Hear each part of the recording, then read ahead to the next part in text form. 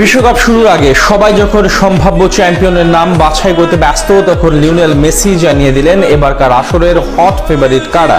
শুনতে অবাক লাগলেও নিজ দেশ আর্জেন্টিনাকে পাশ কাটিয়ে সম্ভাব্য চ্যাম্পিয়ন হিসেবে মেসি বেছে নিয়েছেন আরেক দেশকে। জানিয়ে তোলপাড় লেগেছে পুরো ফুটবল দুনিয়ায় আসন্ন বিশ্বকাপের হট ফেভারিট হিসেবে। তবে কাদের বেছে নিলেন মেসি, সেটা নিয়ে বিস্তারিত জানবো প্রতিবেদনে।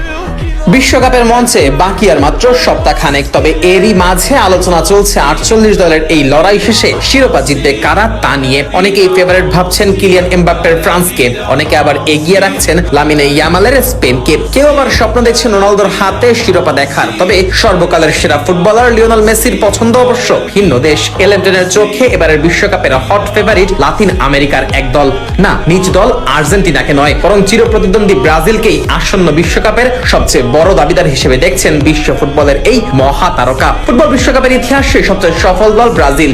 এখন পর্যন্ত 5 বার বিশ্বকাপের ট্রফি উঁচিয়ে ধরেছে হলুদ নীলরা। বিশ্বকাপ এলেই যেন ব্রাজিল চলে আসে চ্যাম্পিয়নের আলোচনায়। এবারও তার ব্যতিক্রম না, যদিও সাম্প্রতিক বছরগুলোতে প্রত্যাশা অনুযায়ী পারফরমেন্স করতে পারেনি সেলেসাওরা, করতে পারেনি নামের প্রতি সুবিচারক। তবে তাদের সামর্থ্য নিয়ে কোনো সন্দেহ নেই লিওনেল মেসির। আর্জেন্টাইন এই ক্ষুদে জাদুকরের মতে বিশ্বকাপের মতো বড় টুর্নামেন্টে ব্রাজিল সবসময় কঠিন প্রতিপক্ষ।